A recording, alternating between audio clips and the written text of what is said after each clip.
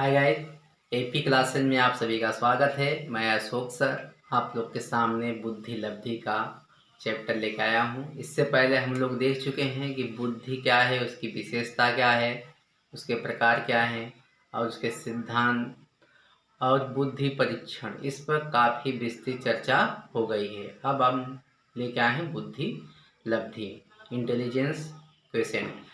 अब देखेंगे कि बुद्धि लब्धि का सूत्र जो इसने दिया उस पर चर्चा करेंगे। बुद्धि लब्धि का सर्वप्रथम सूत्र जिस किन्होंने दिया, 1912 में जर्मनी के विलियम स्टर, इन्होंने बुद्धि लब्धि का सूत्र दिया। इन्होंने बताया कि बुद्धि लब्धि बराबर मानसिक आयु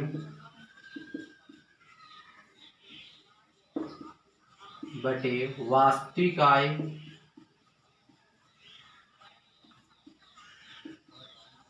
ये उन्होंने फार्मूला दिया।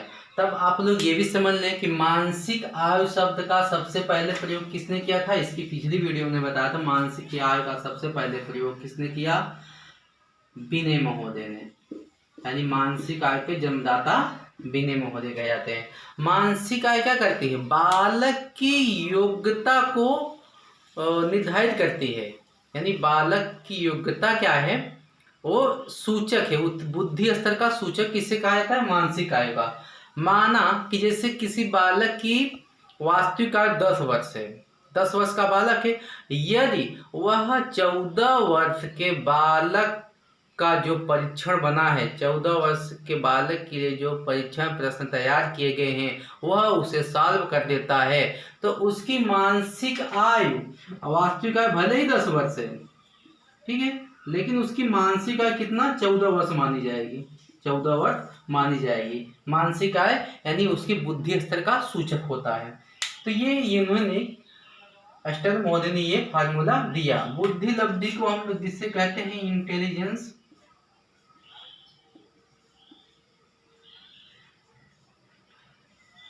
Quotient equal mental age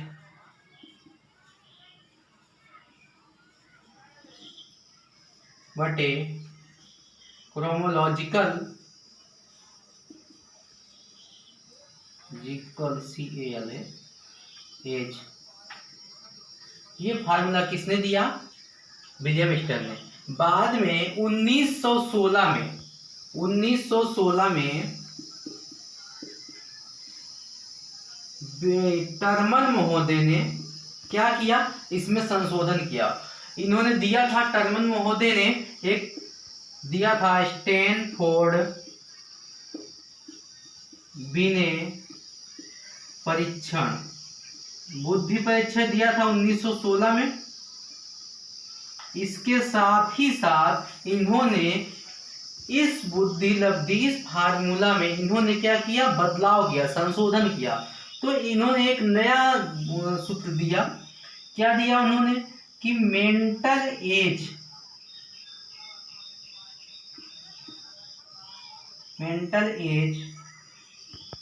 upon क्रोमोलॉजिकल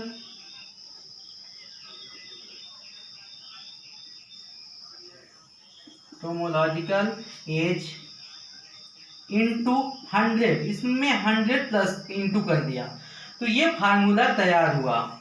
इसको शॉर्टकट में आप लिख सकते हैं IQ equal MA upon CA into 100।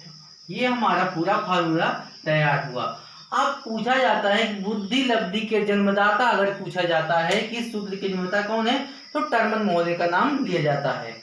इसमें इन्होंने 100 का गुणा करके इसको पूर्ण रूप तैयार किया। इसके साथ ही साथ टर्मन महोदय ने एक बुद्धि लब्धि का वर्गीकरण, एक तालिका भी बनाई, जो हम देखते हैं अभी। टर्मन महोदय ने अपनी बुद्धि परीक्षण, जो स्टैनफोर्ड विनय परीक्षण था, उसी के साथ साथ ये एक बुद्धि लब्धि की सारणी तैयार की है, यानी बुद्धि लब्धि का वर्गीकरण किया है कि कितने बुद्धि वाले बालक किस कैटेगरी में रहेंगे। ये टर्मन महोदय के अनुसार है। अनेक अनेक मनोवैज्ञानिकों ने भी अपनी सारणी तैयार की है, लेकिन टर्मन महोदय का ज़्यादा सर्वमान्य है। कहा जाता है कि टर्मन महोदय ने बताया कि 140 से प्लस जिनकी आईक्यू लेवल जिनका आईक्यू 140 से ऊपर है वो प्रतिभाशाली बालक है, जीनियस हैं। ये ऐसे बालक 2% होते हैं, ठीक है। और उन्होंने बताया 120 से 139 के बीच के बालकों प्रखर बुद्धि वाले होते, अतिश्रेष्ठ बुद्धि वाले होते हैं और उन्हें सुपेरियर कहा गया। 110 से 119 कि जो है वो 16% होते हैं और उन्हें तीव्र बुद्धि वाले बालक कहा गया। श्रेष्ठ बुद्धि, तीव्र बुद्धि, उत्कृष्ट बुद्धि ये नाम दिया गया। कहा गया एवरेज, यानी एवरेज से ज़्यादा ऊपर। 90 से 110 ये ज़्यादा करके हमको याद रखना है, यही पूछा जाता है सामान्य बालक की बुद्धि लब्धि कितनी होती है। तो 90 से 109 दिया गया है। कहीं कहीं पूछने के टाइम पे 110 भी दे दिया, तो उसमें घबराने की बात नहीं है। 50% बालक होते सामान्य, एवरेज, ठीक है। और 80 से जो 89 के बीच में होते हैं वो मंद बुद्धि, ऐसे बालक 16% होते हैं, डर कहा जाता है उन्हें। और 70 से जो 79 तक होते हैं क्षीण बुद्धि वाले बालक, निर्बल बुद्धि यानी कमजोर बुद्धि के बालक होते हैं, फीबल माइंडेड कहा जाता है। और जो 50 से 69 रहते हैं वो मूर्ख कहा जाता है। अब ये जो कैटेगरी है तीनों, ये 2% मिला के होता है,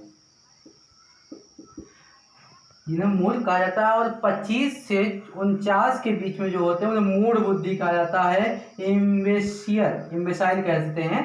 और 25 से कम जो होते हैं जड़ बुद्धि, जिसे कहते हैं ना कुछ नहीं आता है, एकदम जड़ बुद्धि हो, तो वो जड़ बुद्धि है, इडियट, ये शब्द यूज किया जाता है। अनेक मनोवैज्ञानिकों ने भी अलग अलग सारणी तैयार की है। जैसे स्किनर महोदय ने कहा कि प्रतिभाशाली बालकों की संख्या 1% होती है, लेकिन टर्मन महोदय ने 2% माना है। तो ठीक है। और जैसे अब हम लोग देखेंगे कि ये कैटेगरी कैसे आती है, कैसे निकाला जाता है, बुद्धि लब्धि का जो फार्मूला है वो किस प्रकार से प्रयोग किया जाता है। जैसे माना किसी व्यक्ति की, किसी बालक की वास्तविक आयु कितनी है, 12 वर्ष। 12 वर्ष इसकी है वास्तविक आयु, रियल एज जो होते हैं। और उसकी मानसिक आयु 15 वर्ष है, 15 वर्ष उसकी मानसिक आयु है। यानी 12 वर्ष का बालक 15 वर्ष के बालक का परीक्षण जो हो रहा है उसके बने प्रश्नों को उत्तर दे रहा है, इसलिए उसकी मानसिक आयु 15 वर्ष है। तो उसकी बुद्धि लेवल यानी आईक्यू क्या होगी, आईक्यू का फार्मूला हमने बताया कि मानसिक आय बटे वास्तविक आय इंटू 100, यानी MA/CA इंटू 100। अब हम रख देंगे हमारा मानसिक आय कितना है 15 वर्ष, वास्तविक आय 12 इंटू 100, यानी कितना हो गया ये 25, 125 निकल रहा है। यानी 125 इसका आईक्यू निकल रहा है। तो ये किस कैटेगरी में आ रहा है, 120 से 139 वाले में। तो किस बालक कैसा हुआ, प्रखर बुद्धि का, अतिश्रेष्ठ बुद्धि का हुआ, ठीक है। तो इस प्रकार हम उसका मानसिक आयु निकालते हैं। यदि कोई बालक है, एक प्रश्न देते हैं, अगर उसकी मानसिक आयु, उसका मानसिक आयु MA इक्वल टू मानसिक आयु 10 वर्ष है और वास्तविक आयु 12 वर्ष है, वास्तविक आय CA बराबर 12, तो आईक्यू कितना होगी, आईक्यू अब रख देंगे इसको हम MA/CA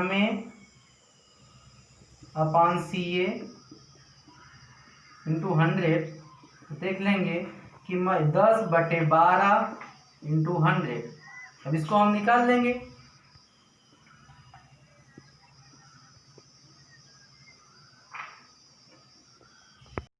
उनका है, तो ये 250 अपन 250/3 यानी 83.33, यानी 83 किसके अंतर्गत आ रहा है?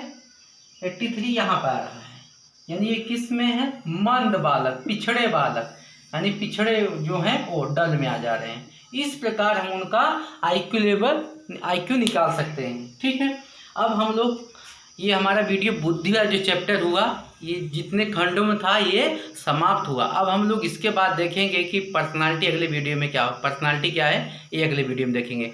तब तक के लिए धन्यवाद, फिर मिलेंगे नई ऊर्जा के साथ।